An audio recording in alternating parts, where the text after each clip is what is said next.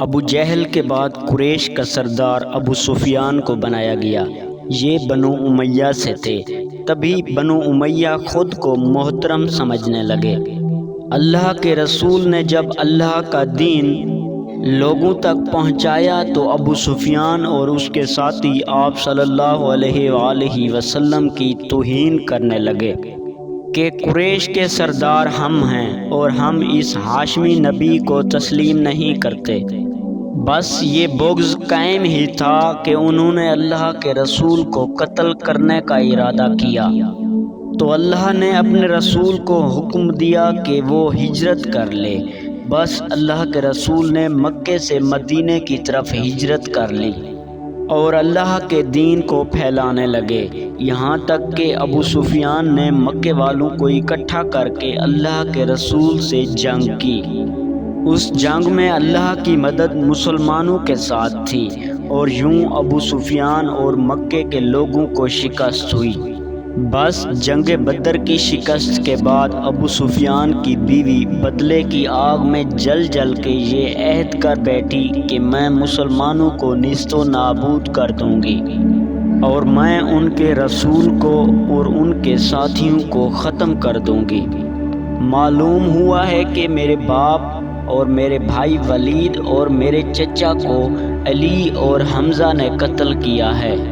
بس اس نے یہ عہد کر لیا کہ اگر میں حمزہ اور علی کو مار دوں تو محمد کی طاقت ختم ہو جائے گی، اور اس نے ایک بھالا پھینکنے والے اپنے غلام جس کا نشانہ بڑا ہی تیز تھا اس کو اس شرط پر آزاد کر دیا کہ اگر تم حمزہ کو مارو گے تو میں تمہیں آزاد بھی کر دوں گی اور جو کچھ تم چاہو گے وہ بھی دوں گی۔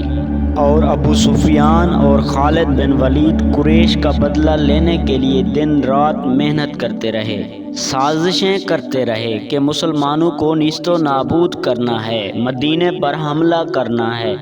بس ٹھیک 1 سال بعد 11 مارچ 625 عیسوی شوال کی 3 ہجری کو قریش 3000 جنگی پہلوان جو اپنی سواریوں پر نیزے بھالے اور تلواریں لے کر مدینے کی طرف روانہ ہوئے۔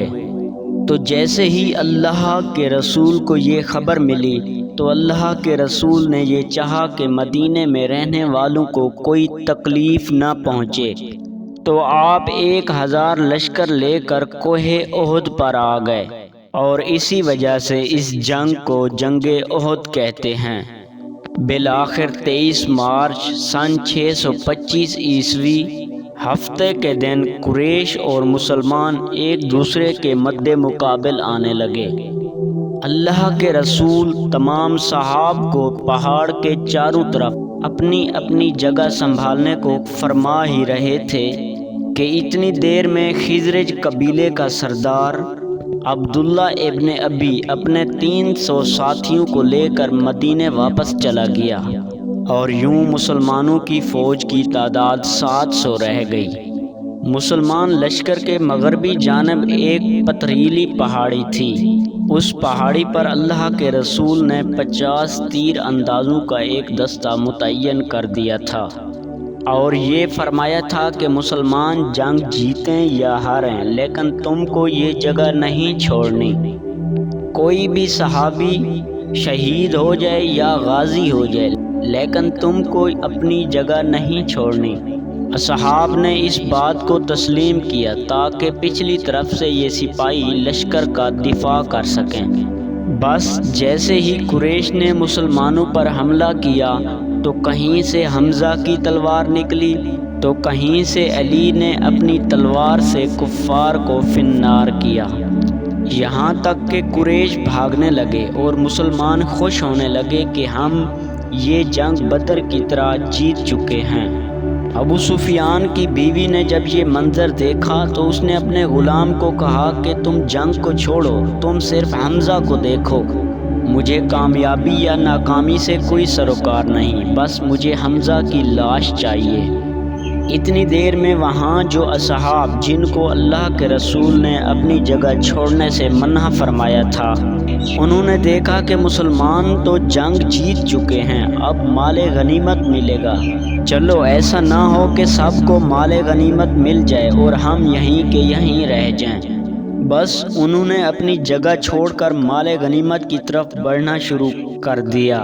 بس جیسے ہی پچھلی طرف سے درہ خالی ہوا تو قریش کے قبیلے کے ایک سردار خالد بن ولید نے پچھلی طرف سے حملہ کرنے کا ارادہ کیا، اور جیسے ہی وہ اپنی فوج کو لے کر پیچھے کی طرف سے آیا تو بس آگے سے بھی قریش اور پیچھے سے بھی قریش، اور بیچ میں مسلمان کبھی پچھلے کفار سے لڑتے ہیں اور کبھی اگلے کفار سے لڑتے ہیں، اور جو تیر انداز جو جناب حمزہ کا نشانہ لے رہا تھا، اتنے میں اس نے جناب حمزہ کو ایک نیزہ مارا۔ بس جناب حمزہ کا زمین پر گرنا تھا جیسے کوئی شیر زمین پر گر گیا۔ مسلمانوں میں واہ ویلا کی صدائیں عام ہو گئیں اور کفار خوشی سے جھومنے لگے۔ کہیں سے آواز آئی کہ حمزہ شہید ہو گئے ہیں تو مسلمانوں نے بھاگنا شروع کر دیا۔ اتنے دیر میں کسی نے اللہ کے رسول کے چہرے کا نشانہ لیا اور آپ صلی اللہ علیہ وآلہ وسلم کے چہرے مبارک پر کسی شیطان کا پتھر آ لگا۔ بس اللہ کے رسول کے چہرے پر پتھر کا لگنا تھا تو اللہ کے رسول کے 2 دانت شہید ہو گئے۔ آپ جیسے ہی بے ہوشی کی حالت میں زمین پر گرنے لگے تو اتنی دیر میں کسی شیطان نے کہا کہ اللہ کے رسول شہید ہو گئے ہیں۔ بس یہ سننا تھا، مسلمانوں میں کوہرام برپا ہو گیا۔ مسلمان بھاگنے لگے کہ جب اللہ کے رسول ہی شہید ہو گئے ہیں تو ہم کیسے لڑیں گے۔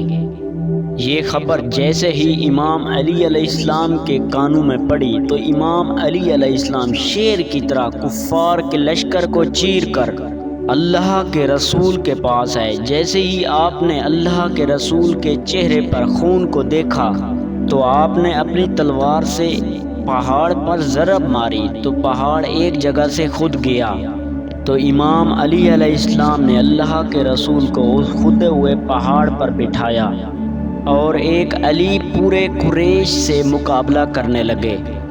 بس ایک طرف علی کی تلوار تھی، علی کی طاقت تھی، اور دوسری طرف قریش کے بہادر تھے۔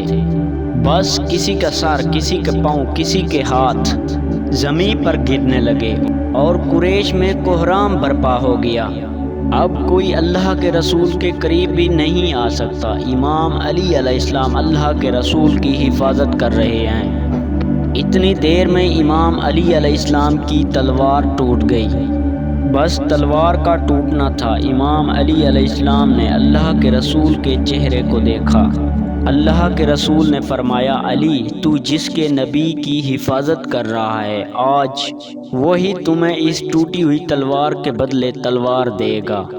بس اتنی دیر میں جبرائیل علیہ السلام لا فتح الا علی لا سیف الا ذوالفقار کہتے ہوئے آسمان سے ذوالفقار لایا۔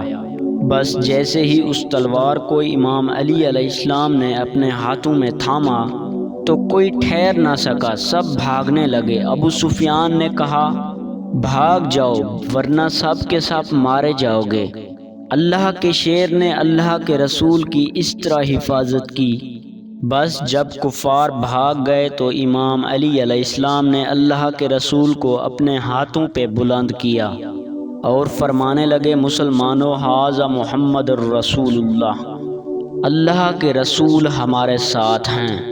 بس جیسے ہی اصحاب نے دور سے اللہ کے رسول کو دیکھا تو ان کے چہرے مہکنے لگے اور وہ قریب آ کر اللہ اکبر کہنے لگے۔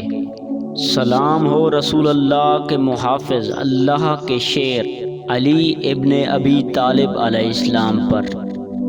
دوستو، امید کرتا ہوں کہ آپ کو ہماری یہ ویڈیو اچھی لگی ہوگی، تو ویڈیو کو لائک، شیئر اور ہمارے چینل کو سبسکرائب کرنا مت بھولیں۔ تو مجھے دیجیے اجازت، اللہ حافظ۔